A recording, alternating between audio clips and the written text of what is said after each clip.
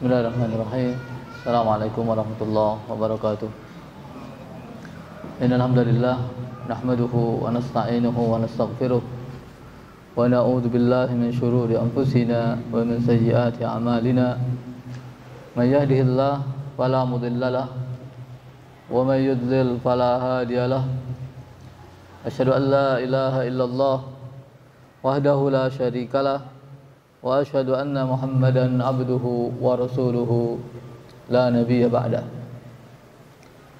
Ya ayyuhalladzina amanu taqullaha haqqa tuqatih wa la tamutunna illa wa antum muslimun. Ya ayyuhan nasu taqu rabbakum alladzi khalaqakum min nafsin wahidah wa khalaqa minha zawjaha wa batha minhuma rijalan katsiran wa nisaa'a wattaqullaha alladzi tasaaluna bihi wal arham innallaha kana 'alaikum raqiba. Ya ayyuhalladzina amanu taqullaha wa qulu qawlan sadida yuslih lakum a'malakum wa yaghfir lakum dhunubakum wa may yuti'illaha wa rasulahu faqad faza fawzan 'azima.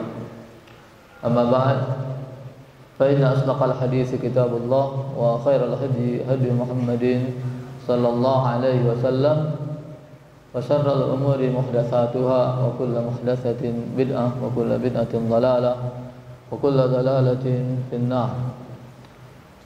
Ikhwah dan akhwat rahimakumullah, alhamdulillah dengan izin Allah Subhanahu wa taala kita di pagi hari ini bisa bertemu kembali, duduk bersama di majlis ini untuk melanjutkan kajian tafsir Taisir Al-Karim Ar-Rahman fi Tafsiri Kalamil Mannan karya Syekh As-Sa'di. Hari ini kita akan melanjutkan pembacaan tafsir surat An-Nisa ayat 20, 21 dan selanjutnya. Allah Subhanahu wa taala berfirman, wa in aradtum istibdala zawjin makana zawj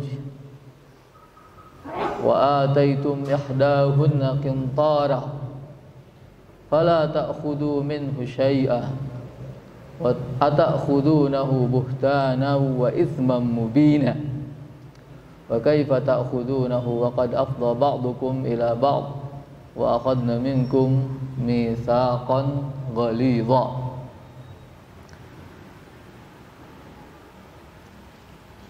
Ayat ini merupakan kelanjutan dari ayat sebelumnya, di mana dalam ayat sebelumnya Allah Subhanahu wa taala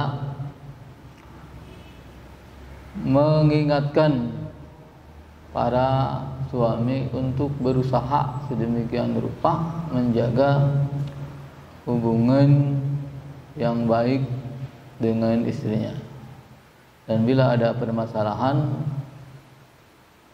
sebisa mungkin permasalahan itu diselesaikan tanpa harus sampai pada solusi yang paling akhir, yaitu menceraikan istri. Menceraikan istri setelah melalui berbagai tahapan perbaikan adalah solusi terakhir. Itulah sebabnya bagian ulama mengatakan sesuatu yang halal tapi dibenci oleh Allah Subhanahu wa taala adalah perceraian. Namun perceraian itu adalah solusi, bukan masalah. Nah, Allah Subhanahu wa taala memberikan solusi bagi suami istri yang sudah tidak bisa lagi disatukan. Nah, ayat ini menjelaskan adab etika yang harus ditaati, diikuti oleh para suami.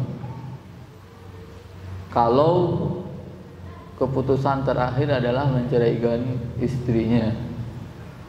Makanya Allah Subhanahu wa taala berfirman, wa in wa in aradtum istibdala zaujin makana zaujin. Dan apabila kalian menginginkan mengganti seorang istri dengan istri yang lain. Maksudnya kata saya tadi, istibdala zaujin makana zaujin artinya tatliqa zaujatin wa tazawwuja ukhra. Menceraikan istri, salah satu istri, kemudian menikah dengan istri yang lain. Ai fala junaha alaikum fi dzalika wala haraj. Artinya tidak apa-apa dan tidak dosa kalau menceraikan istri kemudian menikah lagi dengan istri yang lain. Ya, tentunya sebagaimana tadi kita sebutkan bahwa perceraian itu dilakukan sebagai solusi terakhir. Maka jangan salah memahami ayat ini. Ya, jangan salah memahami ayat ini kalau tidak melihat ayat sebelumnya. Mungkin orang memahami wa in aradtum istibdala zaujin makana zaujin. Kalau kalian mau mengganti istri dengan istri yang lain, artinya mengajak untuk gonta-ganti istri. Ya, Pak Rudi, istri ceraikan, nikah lagi dengan istri kedua. Istri kedua ceraikan, nikah lagi dengan istri ketiga. Ceraikan lagi, nikah istri keempat, terus sampai 100. Salah ini. Bukan ini. Ya, yang dimaksud oleh ayat ini wa in aradtum istibdala zaujin makana zaujin, setelah solusi yang lain tidak ada. Ya, maka istri itu diceraikan, kemudian segera dari istri yang lain. Ya, tidak boleh lama-lama tidak beristri. Nah, kalau ada kemampuan untuk beristri, karena apa? Karena akan menimbulkan berbagai macam masalah, begitu. Nah, wa in aradtum istibdala zaujin makana zaujin. Jadi tidak dosa, tidak bermasalah bagi orang yang mau menikah dengan perempuan yang lain setelah menceraikan istri yang tidak bisa disatukan lagi dengannya. Kemudian wa in aradtum istibdala zaujin makana zaujin wa ataitum ihdahunna qintaran. Dan kalian telah memberikan kepada salah satu di antara mereka, maksudnya istri yang dicerai itu, qintaran. Qintar. Jadi kalau kamu mau mengganti atau mencerai istri yang lama dan menikah dengan istri yang baru, dan dulu kamu sudah memberikan mahar kepada istri yang pertama yang dicerai itu, qintar. Qintar ini satu ukuran, ya, yang berapanya banyak sekali perbedaan pendapat. Tidak bisa dipastikan qintar itu berapa. Ya, ada yang mengatakan 120.000 dirham, ada yang mengatakan 120.000 dinar, ada yang mengatakan 20.000 dirham, ada yang mengatakan 20.000 dinar. Ada lagi yang mengatakan qintar itu kalau kita menyembelih sapi, sapinya dikuliti, kulitnya dihamparkan, kemudian diisi emas. Jadi qintar itu emas sebanyak yang bisa dibawa dengan kulit sapi. Kira-kira berapa kilogram? Makanya Syekh Asadi menyimpulkan kintoran maksudnya adalah malan katsiron. Udah, malan katsiron. Harta yang banyak. Harta yang banyak itu berapa? Ya, banyak itu sendiri kan tidak ada batasannya. Berapa banyak itu? Harta yang banyak itu berapa? Kata Ustadz Brahma, 10 gram emas itu banyak? Banyak nggak? 10 gram emas? Banyak. Kata Ustadz Latif, 10 gram emas dikit. Yang banyak itu 1000 gram. Kata Ustadz Ajatnya, 10.000 gram dikit. Yang banyak itu 1 ton. Banyak sedikit itu relatif begitu. Yang jelas malan katsir, harta yang banyak. Jadi kalau kalian menceraikan istri dan dulu dikasih maharnya yang banyak. Kenapa maharnya banyak? Karena sangat mencintainya begitu. Sekarang sudah tidak dicintai. Maka apa? Jangan mentang-mentang saya dulu ngasih mahar sebanyak itu karena saya mencintai kamu. Sekarang saya sudah tidak mencintai kamu, saya ambil lagi mahar itu. Kata Allah Subhanahu wa taala, "Fala ta'khudhu minhu syai'an." La ta'khudhu minhu syai'an. Jangan kalian mengambil sedikit pun darinya. Jangan mengambil sedikit pun darinya. Karena apa? Mahar itu hak istri. Mahar itu hak istri. Dalam kajian fikih selalu disebutkan bahwa istri boleh menolak suami masuk kamarnya kalau belum bayar mahar. Jadi kalau nanti Ustadz Brahma nikah, pagi-pagi sudah disebutkan di akad maharnya 100 gram emas, kemudian masukkan lagi ke kantongnya. Malam-malam mau ketemu istrinya boleh berdiri di depan kamar, bilang, mana? 100 gram. Bayar 100 gram emas, boleh masuk, tidak bayar, no. Kenapa? Karena itu hak istri. Jadi nggak boleh juga la ta'khudhu minhu syai'a. Jangan mengambil sedikit pun. Kalau misalnya maharnya 100 gram emas, bilang ke istri, ini 99 dulu, 99 gram dulu, 1 gramnya saya pinjam dulu buat ongkos. Boleh. Atau ini maharnya 100 gram, 99,99 gramnya saya kasihkan kamu, 0,01 gramnya saya pinjam.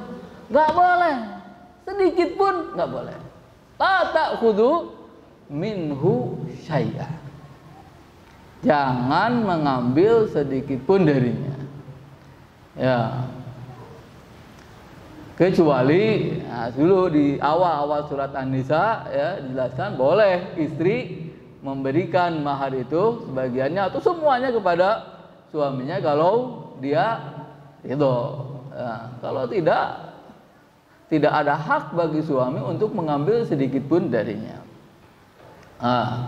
Maka kata Syekh Sa'di di sini, fala ta'khudhu minhu syai'a bal waffiruhu lahunna wala tumattilu bihinna. Segera berikan mahar kepada istri dan jangan ditangguhkan. Jangan ditangguhkan. Walaupun ada sebagian ulama yang membolehkan mahar itu tidak kontan. Apa? Tidak kontan, nganjuk atau ngutang. Misalnya saya nikahi anak bapak dengan mahar 150 gram emas tapi dibayarnya tahun depan. Boleh. Sebagian ulama mengatakan boleh. Dan kalau seperti itu istri juga boleh.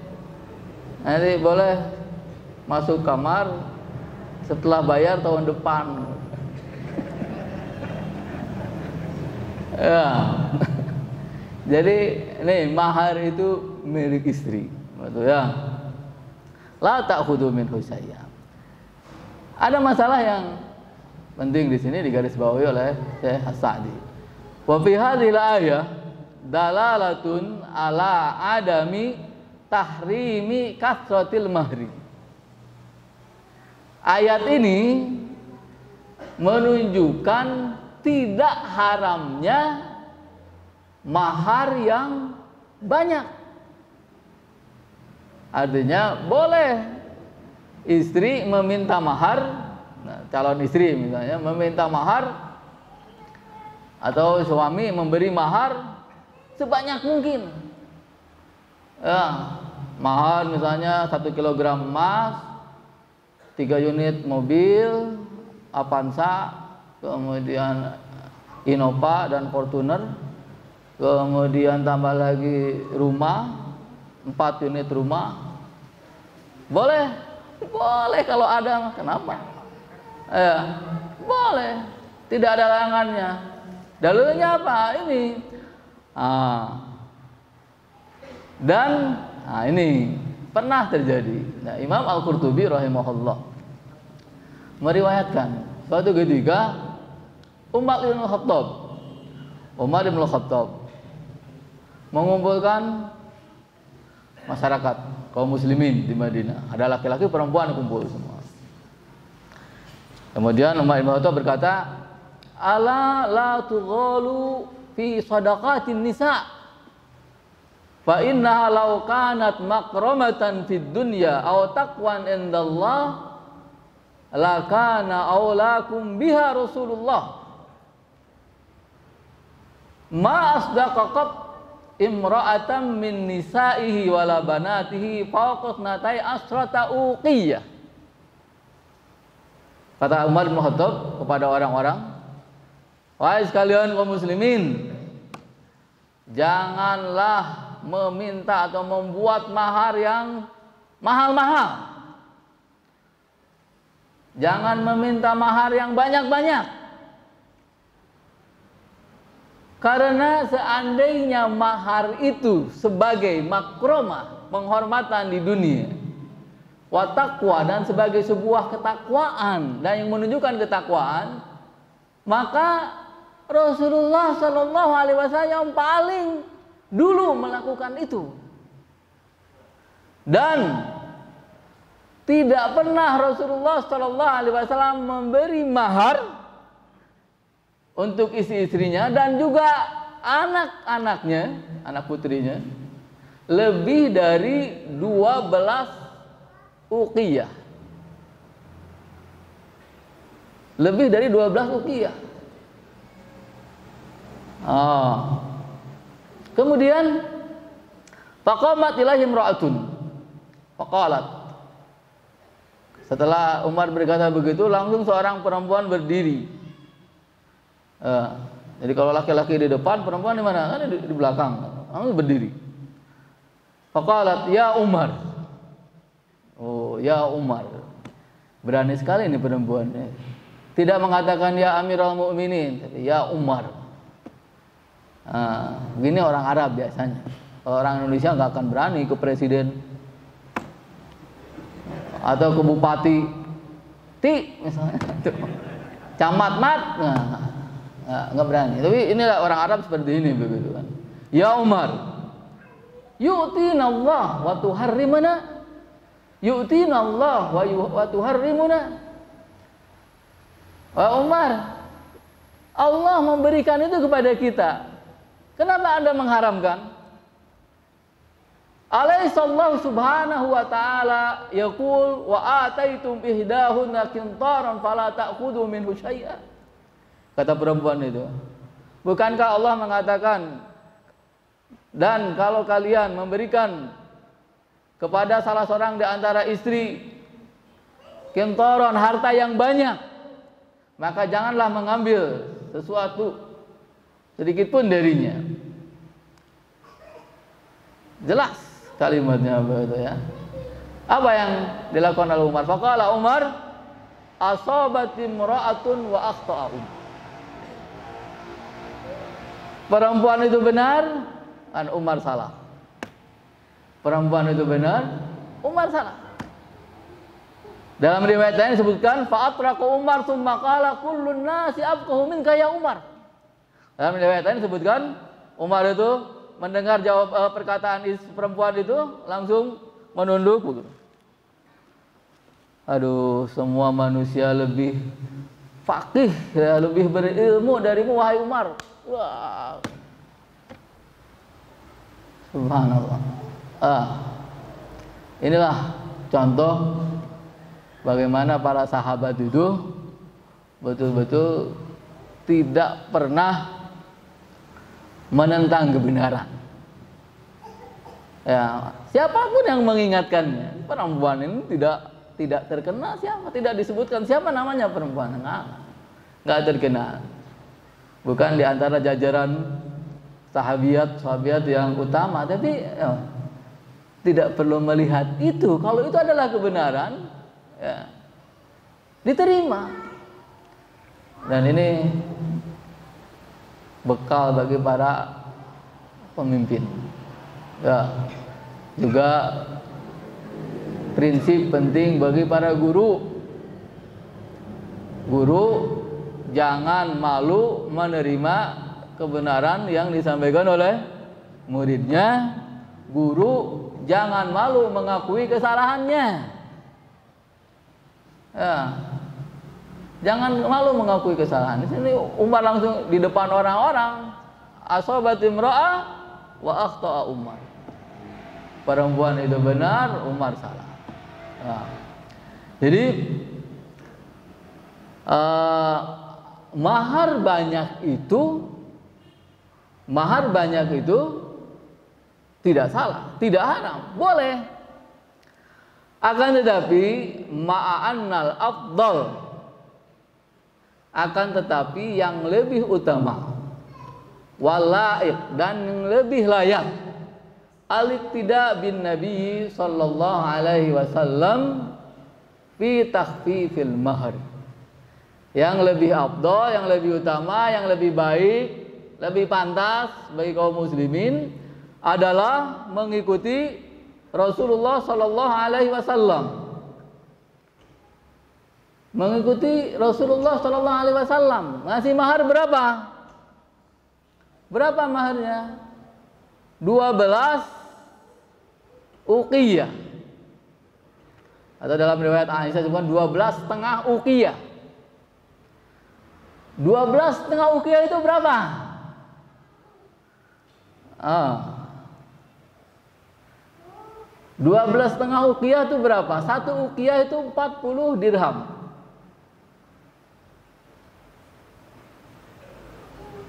Satu dirham itu 2,975 gram perak.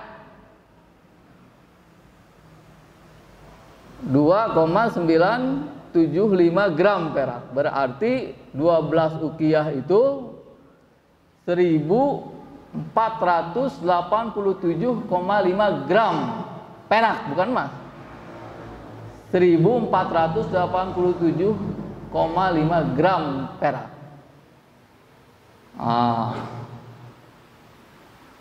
Berarti berapa rupiah? Berapa rupiah? Tergantung peraknya berapa harganya. Siapa yang suka jualan perak di sini?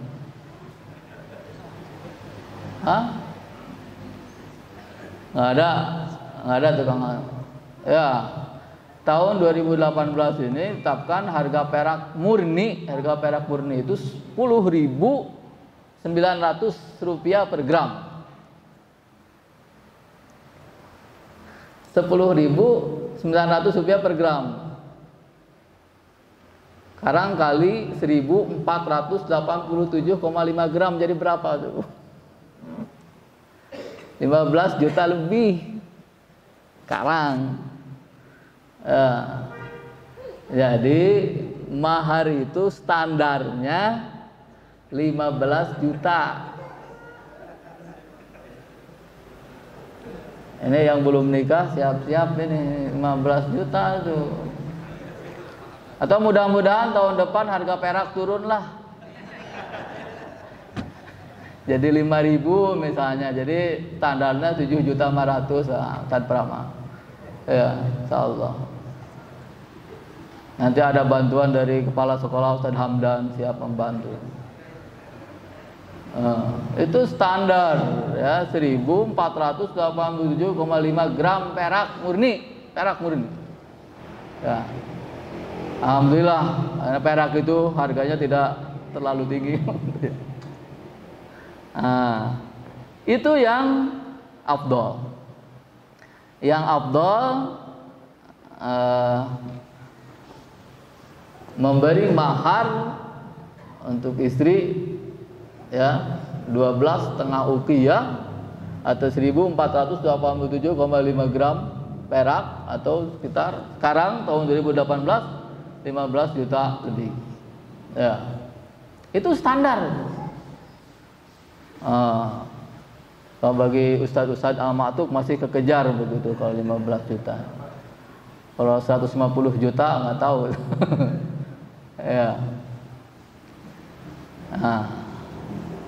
Jadi boleh meminta mahar tinggi, boleh. Tapi boleh juga meminta mahar sedikit. Boleh juga meminta mahar ala kadarnya. Ala kadar itu apa? Sesuai dengan tingkatan, kan? Kalau tingkatannya ustadz ya begitu, tingkatannya pengusaha ala kadar pengusaha begitu. Kalau misalnya ala kadar bupati, gubernur dan lain sebagainya, ya ala kadarnya. Begitu. Wajhud dilalah ala anna Allah akhbara an amrin yaqa'u minhum wa lam yunkirhu alaihi. Kenapa Umar bin Khattab menerima pernyataan perempuan itu bahwa Allah Subhanahu wa taala membolehkan mahar yang mahal. Karena dalam ayat ini ya, Allah Subhanahu wa taala mengatakan wa ataitum ihdahunna qintaran. Ini menunjukkan sesuatu yang telah ada dan biasa terjadi di kalangan mereka. Kemudian lam yungkir alaihim. Allah Subhanahu wa taala tidak mengingkari itu. Tidak mengingkari orang-orang yang membeli mahar besar. Berarti itu boleh. Ya, berarti itu boleh. Akan tetapi kata saya tadi, qad yunha an kasratis shadaq idza tadammana mafsadatan diniyah wa adama maslahatin tuqawam. Akan tetapi mungkin saja dilarang atau bisa saja dilarang pemberian mahar yang terlalu besar itu kalau mengandung kerusakan atau akan menyebabkan kerusakan atau dengan sesuatu yang tidak sebanding. Artinya terlalu seperti tadi kalau misalnya seorang memberi mahar 1 kilogram emas. 1 kilogram emas. Banyak nggak 1 kilogram emas? Banyak kalau emas 1 kilogram itu ya. Kalau batu 1 kilogram dikit. Jadi kalau yang seperti ini mahalnya mahar menyebabkan kerusakan yang menyebabkan pemuda-pemuda malas menikah atau enggan menikah atau khawatir takut menikah, ini bisa dilarang. Ya. Dan ini terjadi di satu komunitas tadi. Di sana banyak pemuda yang mengakhirkan pernikahan karena apa? Maharnya itu tinggi. Ya. Maka dianjurkan untuk meringankan. Rasulullah SAW mengatakan,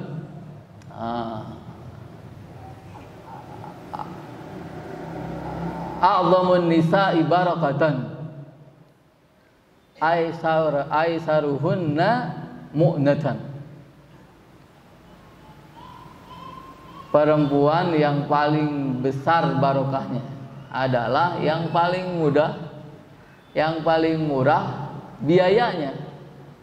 Ya, masuk maharnya, kemudian nanti belanjanya dan lain sebagainya. Maharnya nggak usah besar-besar, nanti belanjanya berapa? Tadi berapa belanja istri? Dan sesuai dengan kemampuannya. Dan ada perempuan yang sebelum nikah mengatakan begini, boleh menikah dengan saya, tapi belanja bulanan 100 juta. Ada yang seperti itu. Kalau orangnya mau gitu ya dan mampu, mungkin ditebus itu. Ya. Tapi yang jelas ya, jadi kan nanti mencari istri itu, makanya jangan yang pintar menghitung uang. Jangan yang pintar menghitung uang. Ya. Jadi istri yang baik itu dikasih sama suaminya, bahwa nggak usah nggak dihitung dulu berapa nih, terima masuk, nanti besok ambil begitu. Ya. Ini Bu 1 bulan, ya alhamdulillah. Ya, seberapapun yang penting kan suaminya ada begitu ya. Dikasih 1 miliar suaminya meninggal, nggak mau. Jadi bahaya kalau istri seperti akuntan. Seperti akuntan, ada istri seperti akuntan. Apa? Ada seorang mubalik terkenal di Sukabumi cerita. Dia, saya tuh kalau pulang pengajian, begitu masuk ke rumah, istri langsung menghadang di pintu, mana amplopnya? Waduh, kalau sudah seperti itu, kata dia, suatu ketika saya masuk ke rumah, istri sedang di kamar mandi. Saya masuk kamar, kemudian saya sholat, ini amplop ada di sini. Istri masuk kamar melihat saya sholat, lihat amplop di saku, mau ngambil, langsung saya tahan. Tuh, katanya. Jihad katanya. Ya. Jadi yang paling baik adalah aisaruhunna mu'na. Tenang. Ya, berapa aja diterima. Sampai yang paling baik itu kalau begini. Ya, ini juga cerita tapi benar terjadi. Suami istri, suaminya pedagang alat-alat kebersihan, sapu, sikat dan teman-temannya tuh. Jualan dibawa keliling. Suatu hari pulang ke rumah, ya, dari pagi keluar rumah, jualan dipikul. Pulang ke rumah, datang ke rumah, hari itu nggak ada yang laku, nggak ada yang beli jualannya itu. Kemudian pulang ke rumah, dia khawatir ini istri gimana sikapnya nih. Terus langsung dia bilang, "Nyi, hari ini dagangan akang nggak ada yang laku satupun. Apa jawabannya? Alhamdulillah akang pulang selamat saja itu sudah bahagia saya. Pulang selamat, nah akang pulang selamat saja sudah bahagia, nggak apa-apa, nggak laku mah. Buat apa dagangan laku semua akang nggak balik lagi? Kan itu bagus. Hidup itu nyaman begitu. Punya uang, alhamdulillah. Tidak punya juga alhamdulillah. Nah, nanti carilah yang seperti itu ya, Ustaz Prama ya. Insya Allah dibantu Ustaz Irwansyah nanti.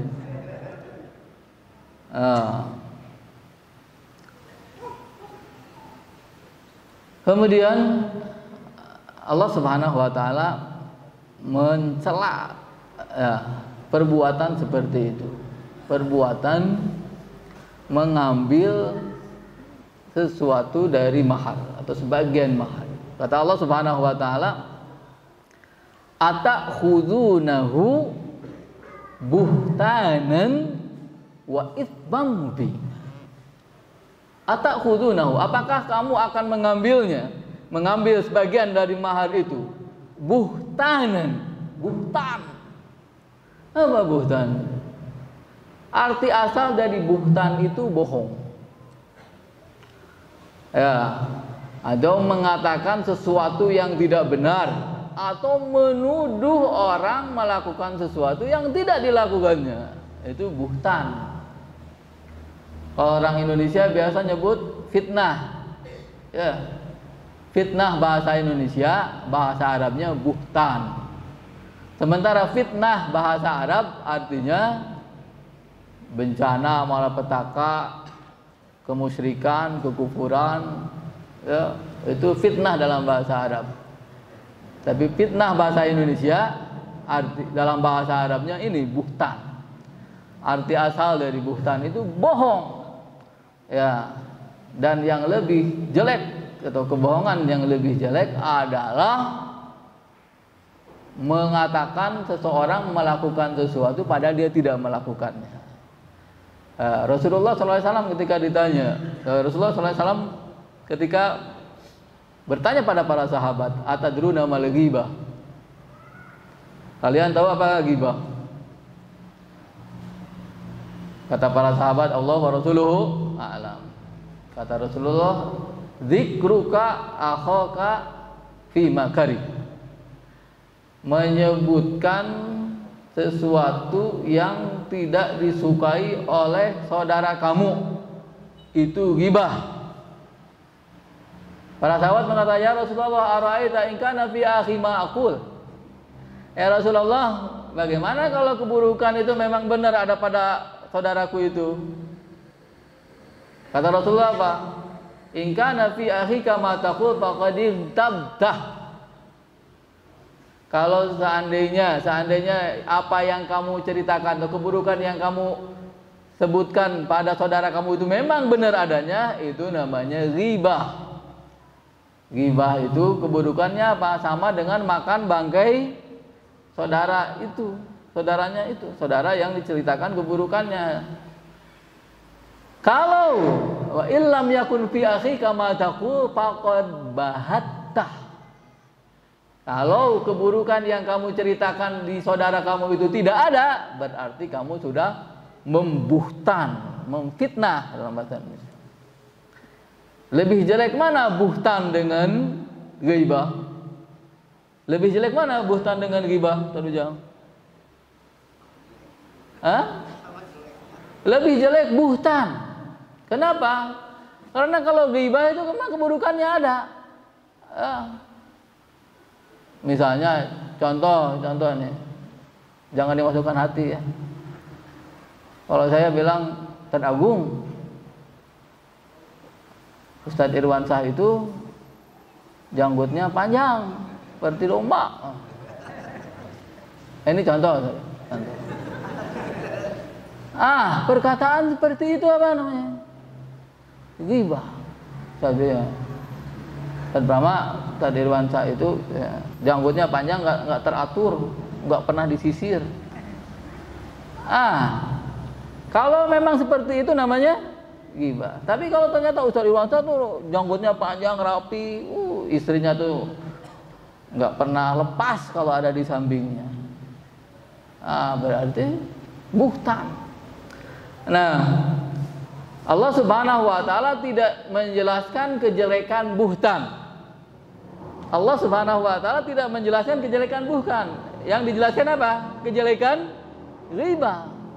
Jadi ghibah itu sama dengan makan bangkai saudaranya. Berarti buhtan makan apanya? Lebih jelek lagi. Dimakan hidup-hidup kali. Kalau ghibah makan bangkainya, kalau buhtan makan hidup-hidupnya mungkin. Apanya lebih jelek lagi. Ya. Nah, ini kalimat yang luar biasa sebenarnya. Atakhudunahu buhtanan. Apakah kamu mengambilnya? Kalau kamu mengambilnya, berarti kamu melakukan buhtan. Wa itsman mubina, dan dosa yang jelas. Dosa yang jelas. Sekarang kita lihat ya, bagaimana buhtan itu disebutkan oleh Allah Subhanahu wa Ta'ala dalam Al-Qur'an. Selain di ayat ini, ada di 6 tempat yang lain kata buhtan disebut oleh Allah Subhanahu wa Ta'ala. Untuk melihat betapa jeleknya buhtan. Yang pertama di surat An-Nur ayat 16, Allah berfirman, walaula id sami'tumuhu qultum ma yakunu lana an natakallama bihadza subhanaka hadza buhtanun azim. Hadza buhtanun azim. Ya, ini buhtan yang sangat besar itu pada kasus orang-orang yang menuduh Aisyah berzina, yang dipelopori atau dikompori atau diprovokatori oleh Abdullah bin Ubay bin Salul. Buhtan menuduh Aisyah berzina. Kemudian di surat Al-Mumtahanah ayat 12 dalam baiat, ya, bai'atun nisa, ya ayuhan nabiyyu idza ja'akumul mu'minatu yubayyi'naka ala alla yusyrikna billahi syai'a wa la yasriqna wa la yaznina wa la yaqtulna auladahunna wa la ya'tina bi buhtanin yaftarinahu baina aydihim. Salah satu nota dari kesepakatan baiat antara Rasulullah SAW dengan perempuan-perempuan yang hijrah adalah la ya'tina bi buhtan. Tidak boleh menuduh atau berbohong, ya, berbohong dengan cara menuduh orang berzina atau mengaku sesuatu yang bukan miliknya, mengaku mengambil anak kemudian mengatakan sebagai anaknya, ya, buhtan. Kemudian di surat An-Nisa juga ayat 112 Allah berfirman, wa may yaksib khati'atan aw itsman tsumma yarmi bihi bari'an faqad ihtamala buhtanan wa itsman mubina. Barang siapa yang melakukan kesalahan atau dosa kemudian dia tuduhkan kepada orang lain, dia yang melakukan tapi dituduhkan kepada orang lain. Peribahasa orang Indonesia apa? Lempar batu sembunyi tangan. Lempar batu sembunyi tangan. Lempar batu sembunyi tangan itu buhtan. Ya, yang ancamannya apa? Dosa yang nyata. Kemudian di surat An-Nisa juga ayat 156 Allah berfirman, wa bikufrihim wa qaulihim ala maryama buhtanan azima. Wa bikufrihim wa qaulihim ala maryama buhtanan azima. Buhtan apa? Orang-orang Yahudi mengatakan apa kepada Maryam itu? Orang-orang Yahudi mengatakan Maryam itu berzina dengan seorang yang bernama Yusuf. Lahirlah Isa. Ini buhtan yang sangat besar. Kemudian di surat Al-Ahzab ayat 58 juga Allah mengatakan walladzina yu'dzuna mu'minina wal mu'minat bighairi maktasabu faqad ihtamalu buhtana wa itsman mubina. Dan barang siapa yang menyakiti orang mukmin dan orang laki-laki dan perempuan bukan karena perbuatan yang mereka lakukan, itu berarti mereka telah menanggung buhtan. Coba lihat ini ya, ke-6 ayat yang menjelaskan buhtan ini semuanya berhubungan dengan sesuatu yang sangat besar. Menuduh Aisyah berzina, mengatakan Maryam berzina, kemudian melemparkan kesalahan kepada orang lain. Ya, kemudian salah satu isi baiat para perempuan yang hijrah kepada Rasulullah SAW adalah tidak boleh melakukan buhtan. Jadi buhtan itu sesuatu yang besar. Nah, di sini Allah Subhanahu wa taala menyebut buhtan itu untuk mengambil orang yang mengambil sesuatu dari mahar yang telah diberikan kepada istrinya. Kenapa? Apa hubungannya antara buhtan, melemparkan kesalahan pada orang lain, menuduh orang lain, dengan mengambil sebagian dari mahar? Ya, itu yang terjadi dulu, yang dilakukan oleh orang-orang ketika mereka mau mengambil mahar itu, melakukan hilah. Ya, artinya melakukan kebohongan siasat untuk supaya bisa mengambil harta itu. Nah, secara terang-terangan tidak berani, tapi tidak terang-terangan mengambilnya. Makanya oleh Allah Subhanahu wa taala disebut buhtan. Maka hati-hati begitu ya, hati-hati para suami jangan kali-kali mencampur antara hak dia dengan hak istri. Ya, dari sekarang harus dibedakan mana milik suami, mana milik istri. Kenapa? Supaya tidak ada sesuatu yang hak istri diambil oleh suami tanpa ridhonya. Harus itu, kecuali kalau misalnya istri mengatakan ridho secara umum, suami semua milik saya silakan pakai. Ya, tapi tetap kepemilikan itu harus jelas. Mana milik istri, mana milik suami. Supaya apa? Kalau qadarullah salah satunya meninggal, nanti ahli waris itu tidak bingung mana harta yang dibagikan. Ya, karena mungkin suami dapat hak dari istri, istri dapat hak dari suami. Kalau kepemilikan itu tidak jelas, maka akan timbul permasalahan. Ya. Ata'khudunahu buhtanan wa itsman mubina. Kemudian Allah menjelaskan kembali di ayat ke-22 bagaimana jeleknya mengambil sebagian dari mahar yang sudah diberikan kepada istri. Wa kaifa ta'khudunahu? Wa kaifa ta'khudunahu? Dan bagaimana kalian mengambilnya? Pantas enggak kalian mengambilnya? Wa qad afdha ba'dukum ila ba'din. Wa qad afdha ba'dukum ila ba'din.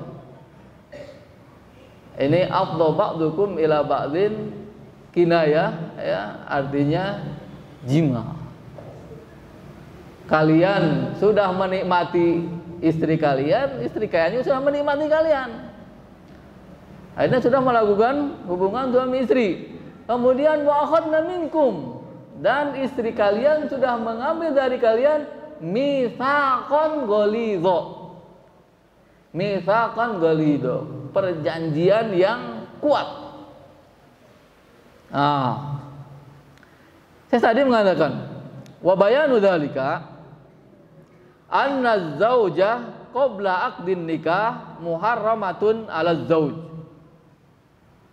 wa lam tarda bihilliha lahu illa bidzalikal mahar allazi yadfa'uhu laha.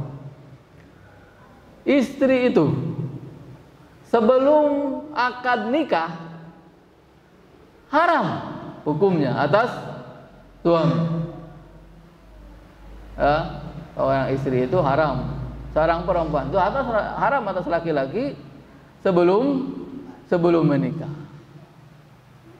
Dan si perempuan ini lam tarda bihilliha, tidak merelakan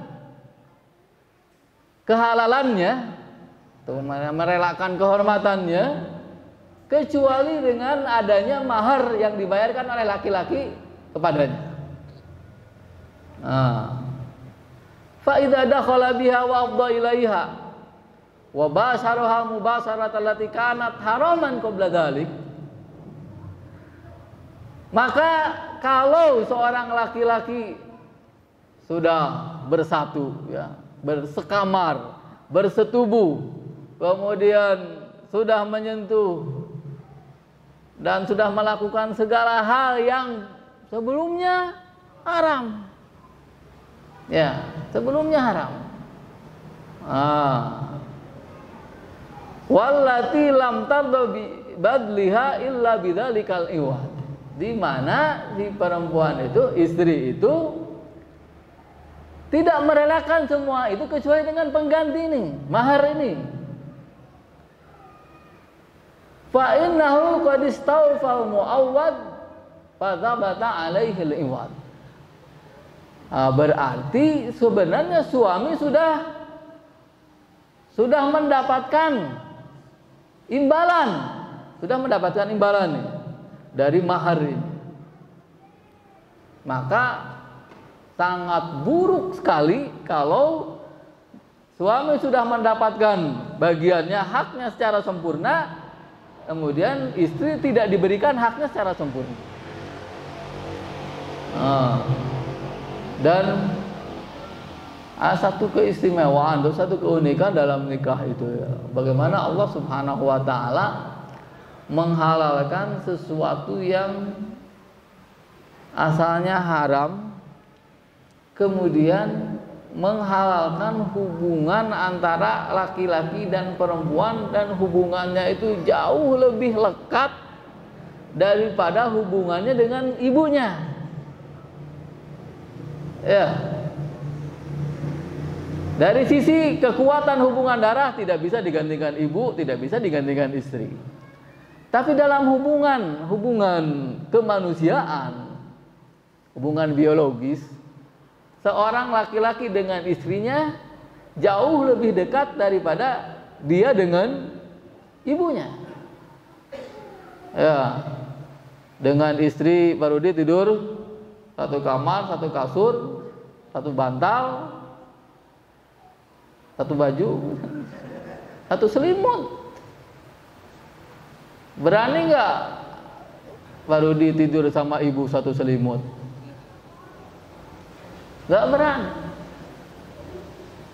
Suami istri tidur telanjang berdua, berani? Boleh? Boleh.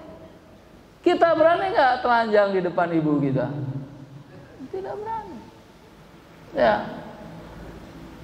Itu satu hal yang unik sebenarnya. Makanya Allah Subhanahu wa Ta'ala mengatakan hunna libasul lakum wa antum libasul lahunna.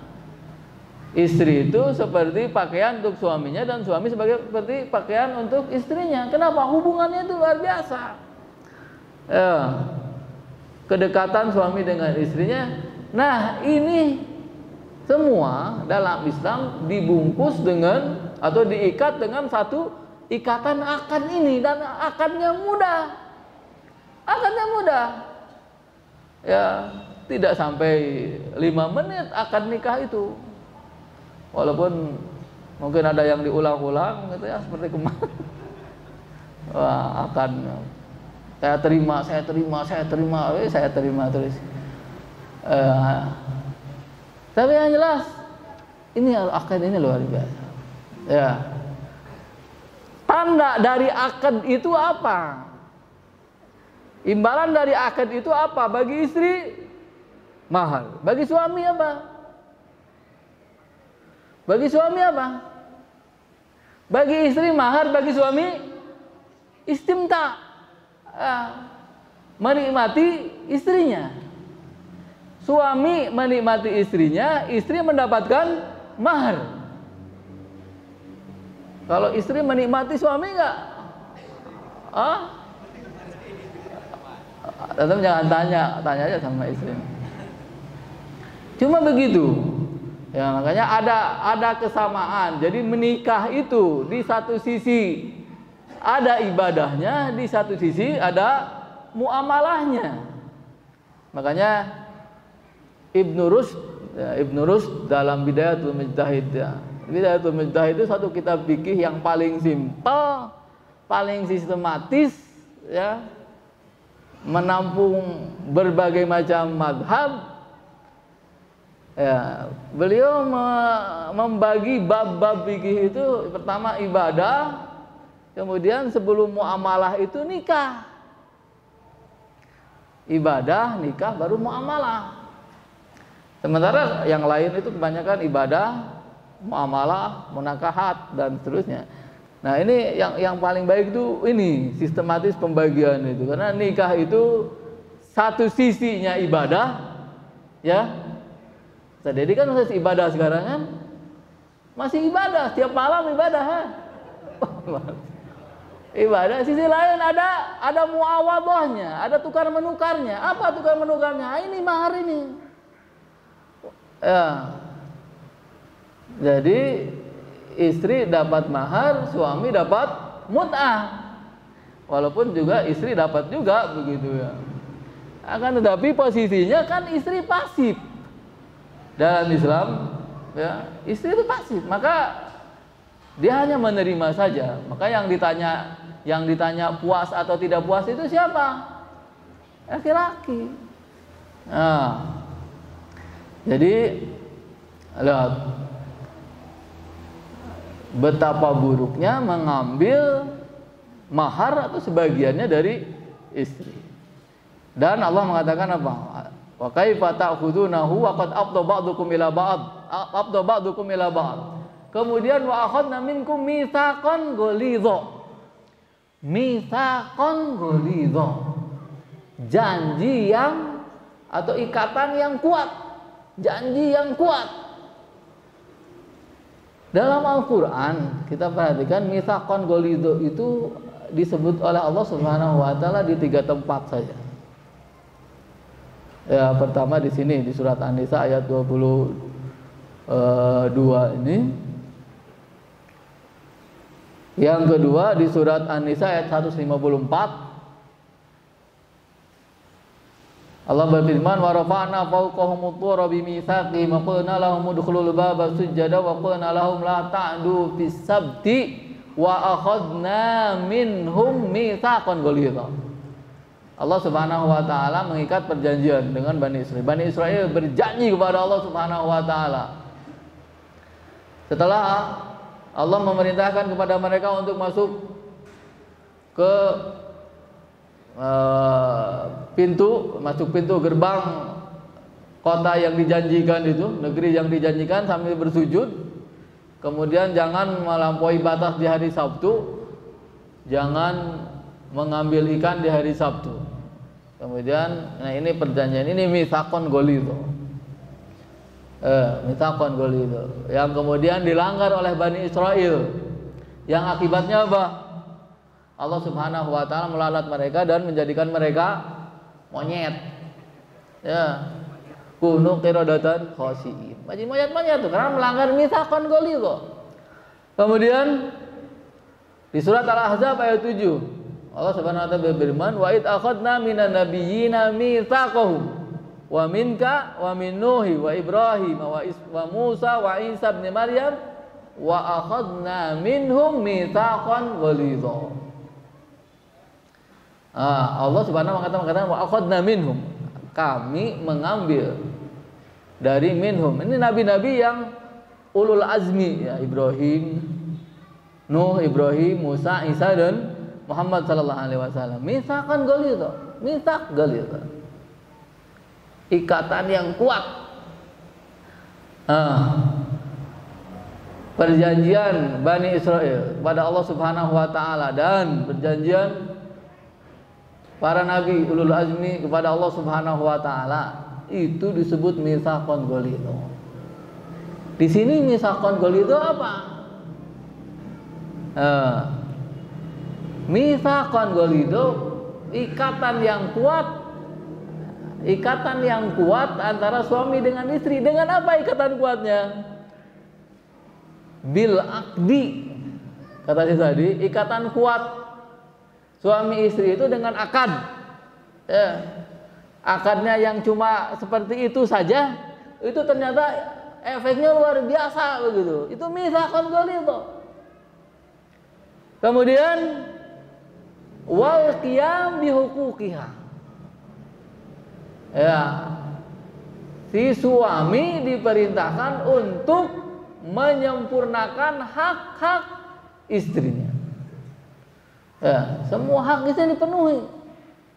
Dengan akad itu berarti seorang suami berjanji di hadapan Allah Subhanahu wa taala untuk menjadi pemimpin keluarga, untuk menjadi pembina keluarga, untuk menuntun istri, ya, mendidik istri dan anak-anaknya. Itu mitsaqan ghalidha. Ya. Betapa berat. Ya, betapa berat pernikahan itu. Maka seorang muslim melihat sebuah pernikahan sebagai satu ibadah yang darinya dia mendapatkan kebaikan yang terus menerus.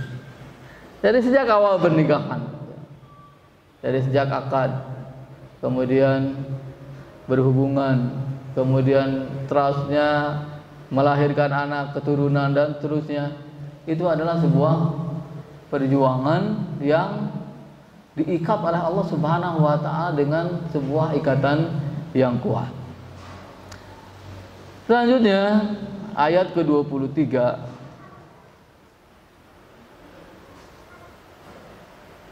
Ayat 22 Allah Subhanahu wa taala berfirman, "Wala tankihu ma nakaha abaukum minan nisa'i illa ma qad salaf. Innahu kana fahishatan wa maqtaw wa sa'a sabila." Setelah Allah Subhanahu wa taala menjelaskan bolehnya menikah dengan perempuan mana saja, setelah menceraikan istri yang pertama yang tadi tidak bisa disatukan lagi, kemudian Allah Subhanahu wa taala dalam ayat ke-22 dan seterusnya surat An-Nisa ini menjelaskan mana perempuan-perempuan yang tidak boleh dinikahi. Mana perempuan-perempuan yang tidak boleh dinikahi? Yang pertama Allah menyebut di sini, wala tankihu ma nakaha abaukum minan nisa. Janganlah kalian menikahi perempuan-perempuan yang dinikahi oleh bapak kalian. Perempuan yang dinikahi oleh bapak, kalau di bahasa Indonesianya apa tuh?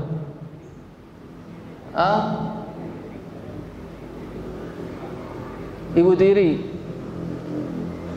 Sebenarnya istri bapak itu bukan ibu. Istri bapak kita, kalau bapak, istri bapak itu bukan ibu, bukan ibu kita. Dia itu istri bapak. Ya, tidak boleh disebut ibu. Karena apa? Itu istri bapak, bukan ibu kita. Yang ibu kita itu istri bapak kita, istri bapak kita. Istri bapak kita yang melahirkan kita, itu ibu kita. Kalau istri bapak yang tidak melahirkan kita itu bukan ibu. Namanya apa? Istri bapak. Jangan disamakan begitu. Wala tankihu ma nakaha abakum minan nisa. Kata saya tadi, la tatazawwaju minan nisa ma tazawwajahunna abaukum, ayat al-ab wa in ala. Jangan kamu menikahi perempuan yang dinikahi oleh bapak kamu atau ke atas, kakek, bapaknya bapak, kemudian kakeknya bapak, kemudian bapak kakeknya bapak, kemudian kakek kakeknya bapak, dan terusnya ya kalau masih ada. Innahu kana fahisha. Innahu kana fahisha. Ya, seorang perempuan itu kalau dinikahi oleh bapak kita, begitu akad pernikahan, walaupun tidak sempat berhubungan, tidak sempat masuk kamar, ya, itu sudah haram bagi kita. Baru akad, misalnya bapak kita akad sama seorang perempuan, umurnya sebaya dengan kita atau di bawah kita, baru akad selesai, kemudian meninggal bapak kita. Wah, boleh kita nikahi? Tidak boleh, tidak boleh. Ya, akad itu sudah cukup mengharamkan perempuan ini dari kita. Dan luar biasa di sini Allah Subhanahu wa taala menyebut menikahi istri bapak itu sebagai innahu kana fahisha. Innahu kana fahisha. Ay amran qabihan yafhasu wa ya'dhumu qabhu. Sebuah keburukan yang sangat buruk. Keburukan yang sangat buruk. Coba ini bahkan tambah lagi wa makta minallah, ya, kebencian, kemurkaan dari Allah Subhanahu wa taala. Wa minal khalqi, juga kebencian dari makhluk. Bal yamqutu bisababi dzalikal ibnu abahu wal abu ibnahu ma'al amri bibirhi. Nah, ini rahasianya. Seorang anak tidak boleh menikahi perempuan yang telah dinikahi oleh bapaknya. Kalau misalnya perempuan ini dinikahi oleh bapaknya kemudian dicerai, ya, kalau bapaknya meninggal mungkin itu tidak terlihat masalahnya. Tapi kalau bapaknya masih ada kemudian menceraikan perempuan ini kalau si anak berani menikahi perempuan yang telah dinikahi bapaknya, itu adalah perbuatan yang sangat busuk. Apa sih busuknya? Ini mengingatkan kita, ya, betapa pentingnya birrul walidain. Menghormati, salah satu bentuk penghormatan kita kepada bapak kita adalah dengan tidak menikahi mantannya. Sebagaimana Rasulullah SAW, istri-istri Rasulullah SAW, dan tidak boleh dinikahi oleh yang lain, kan? Haram. Istri-istri Rasulullah itu haram dinikahi oleh kaum muslimin. Kenapa? Itu satu bentuk penghormatan dan bentuk kecintaan kita kaum muslimin kepada Rasulullah SAW. Kepada Rasulullah SAW seperti itu. Kepada bapak juga ternyata Allah Subhanahu wa taala mewajibkan seperti itu. Makanya lihat di surat Al-Hujurat. Allah Subhanahu wa taala ketika melarang kaum muslimin, ya ayyuhalladzina amanu la tarfa'u aswatakum fawqa sautin nabi. Wahai orang-orang yang beriman, janganlah kalian mengangkat suara. Artinya bersuara, berbicara dengan suara yang lebih keras, lebih tinggi dari suara Nabi. Nah, ayat ini berlaku juga untuk anak terhadap bapaknya. Berlaku juga untuk anak terhadap bapaknya.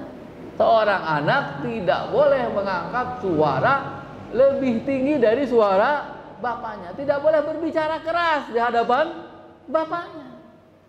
Bahkan yang baik itu, ini salah satu adab yang hampir hilang di kita. Perhatikan, kalau kita berada di hadapan bapak kita, diam, ya, berbicara seperlunya, tunjukkan kehormatan kita, penghormatan kita kepada bapak kita. Jangan sampai ada perasaan, saya S3, bapak saya S0. Nggak boleh. Setinggi apapun pendidikan kita, setinggi apapun kedudukan kita, bapak itu tidak boleh kita rendahkan. Nah, sampai ini haknya, hak bapak terhadap anaknya hampir menyerupai hak Rasulullah terhadap umatnya dalam sisi ini. Ya, sampai Allah mengatakan innahu kana fahisha.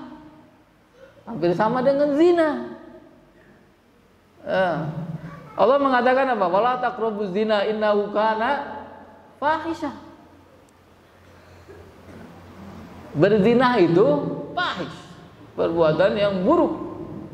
Ternyata menikahi istri bapak itu juga disebut fahisha, sama-sama fahisha. Ya, jadi betapa pentingnya penghormatan kepada bapak kita. Ya, makanya kita ketika berada di hadapan bapak tidak boleh menyebut namanya. Ya, tidak boleh menyebut namanya. Ya, sangat kurang ajar kalau kita menyebut nama bapak kita di hadapannya. Sebagaimana di antara adab kepada Rasulullah SAW adalah tidak menyebut namanya di hadapannya. Tapi kalau di belakangnya, apalagi menyebut dengan kebanggaan, itu bagus. Bapak saya kalau ditanya, pertama nama bapaknya siapa? Bapak antum siapa namanya? Nggak boleh menyebut nama bapak. Jangan. Kalau ditanya sebut aja. Ya. Tapi kalau dia bapaknya ada, jangan. Tanya aja sih. Ya. Betapa besar hak seorang bapak sampai apa? Rasulullah SAW mengatakan, anta wa maluka li abika. Anta wa maluka li abika. Kamu dan harta kamu milik bapak kamu. Jadi kalau bapak mau ngambil harta kita nggak izin juga nggak apa-apa. Ya, kan pernah ada seorang datang kepada Rasulullah mengadukan, itu bapak saya mau ngambil harta saya. Kemudian dipanggil bapaknya. Kemudian kata Rasulullah, kamu mau mengambil harta anak kamu? Ya Rasulullah, tapi sebenarnya dengarkan apa yang saya ucapkan. Dia sebutkan bagaimana pengorbanannya dalam mendidik anaknya itu. Sampai kata Rasulullah apa? Anta wa maluka li abi. Ya, jadi jangan menganggap rendah dan jangan menganggap remeh. Jangan menganggap remeh, jangan mengecilkan arti seorang bapak.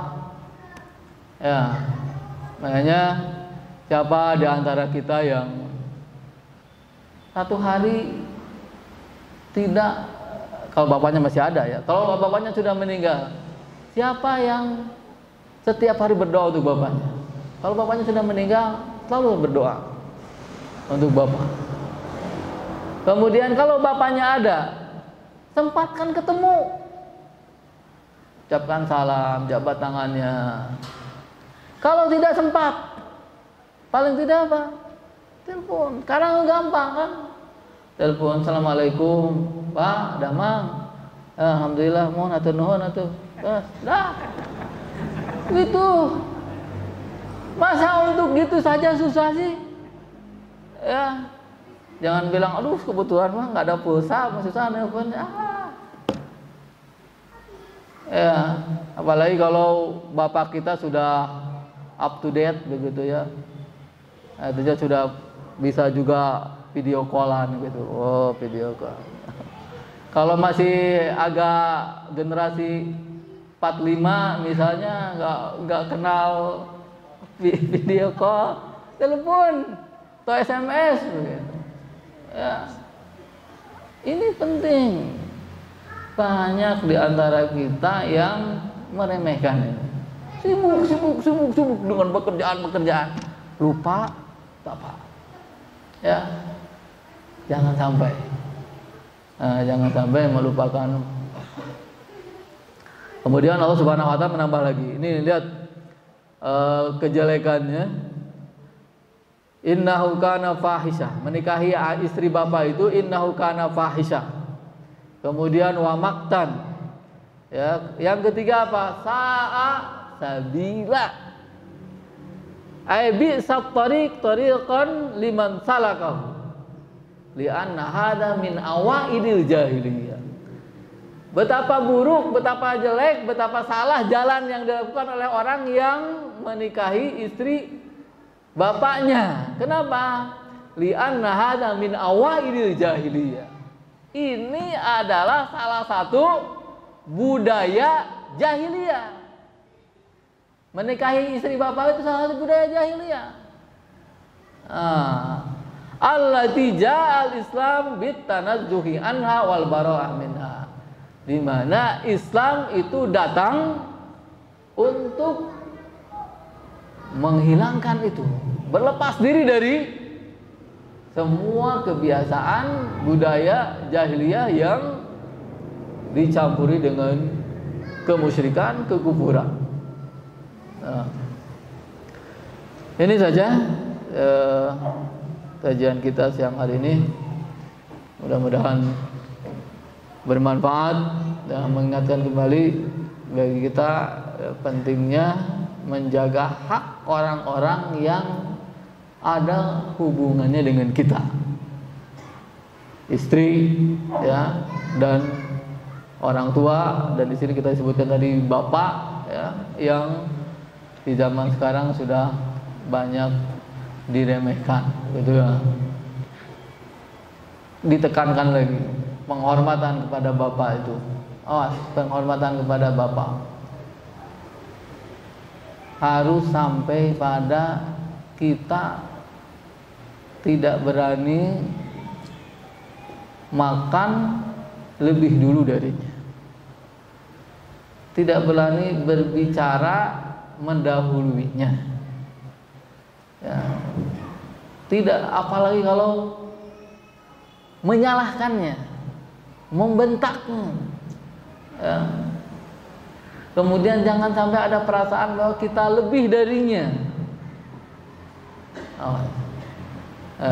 Kita itu tidak ada kalau tidak ada bapak kita. Sallallahu ala Muhammad wa ala alihi wa sahbihi wa sallam wa akhiru da'wana alhamdulillahi rabbil alamin.